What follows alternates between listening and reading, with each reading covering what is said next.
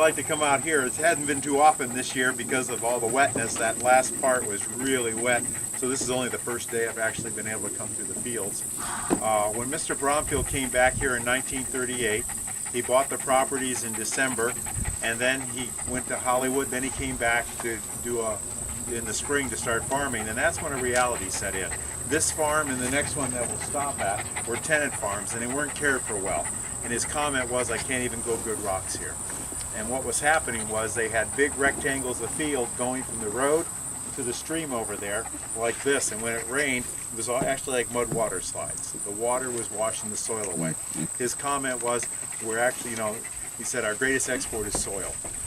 Things that were happening. At the turn of the century, a lot of farms were squares. And when they were squares, because animals pulled the plows, animals rested in the corners of the squares.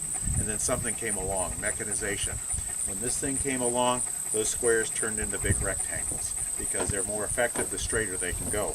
Well, when this disappeared like this, those squares actually had grasses around it, they had trees around it, and they were actually in erosion controls.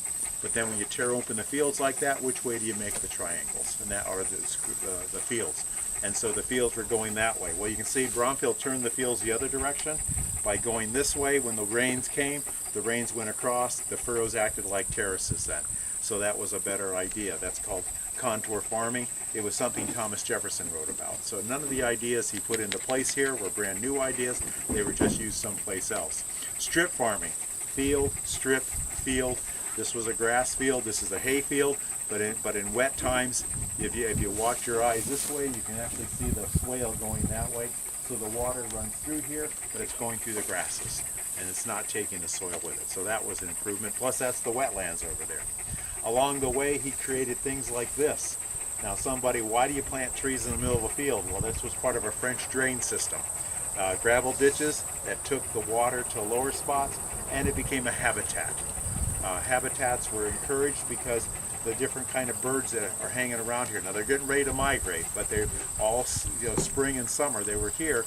They eat 10 times their weight in insects every day. The barn swallows, the purple martins, the red-winged blackbirds. You can see, in the spring, you can see them flying around the fields like that. Found out when he was here, deer were unusual to see. 20,000 deer statewide. Now there's 900,000 deer statewide. So if you see some of the corn broken off halfway up, that's the deer already, like that. If it's broken all the way off at the roots, that's the groundhog and the raccoons doing that, like that. He moved the cows around the fields. He planted alfalfa in. Alfalfa had a root system of 25 feet that went down, brought up a lot of nutrition.